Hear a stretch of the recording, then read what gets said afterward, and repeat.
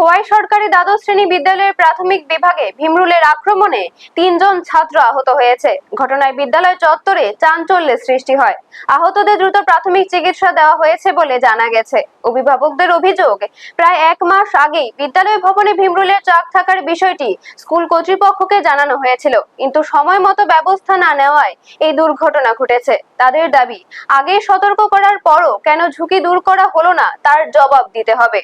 অন্যদিকে বিদ্যালয় কর্তৃপক্ষ জানিয়েছে, ভীমরুলের চাক অপসারণের জন্য তারা উদ্যোগ নিয়েছিল, তবে নিরাপত্তাজনিত কারণ এবং সংশ্লিষ্ট দপ্তরের সহযোগিতা ছাড়া তাৎক্ষণিকভাবে চাক সরানো সম্ভব হয়নি। ঘটনার পর বিদ্যালয়ের ছাত্রছাত্রীদের নিরাপত্তা নিয়ে উদ্বেগ দেখা দিয়েছে। অভিভাবকদের দাবি, ভবিষ্যতে এ ধরনের ঘটনা এড়াতে অবিলম্বে ভীমরুলের চাক অপসারণ করে বিদ্যালয় চত্বরে নিরাপদ পরিবেশ নিশ্চিত করতে হবে। ব্যুরো রিপোর্ট, নিউজ তৎকাল 24।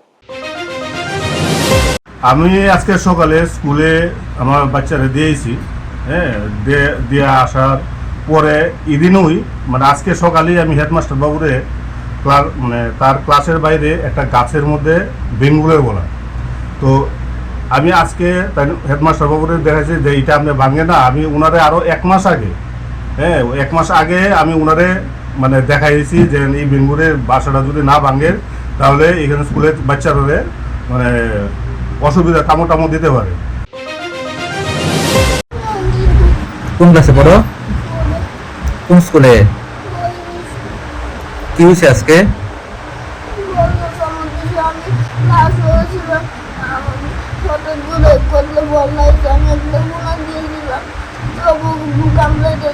কয়টা কামড় দিছে?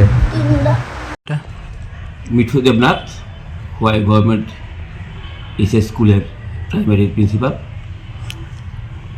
আজকের কি ঘটনাটা আপনি জানেন? আপনাদের স্কুলের 3 জন বাচ্চাকে ভীমরুলে কামড়িয়েছে, এই বিষয়টা নিয়ে কি বলবেন? সত্যি এটা দুঃখের বিষয়।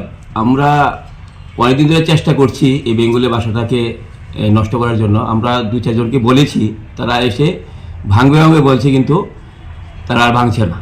তো যাই হোক, দুর্ভাগ্যবশত আজকেও আমি বাচ্চাদেরকে বলেছি, তোরা কিন্তু এই গাছের সামনে যাবি না বা ডিল দিবি না।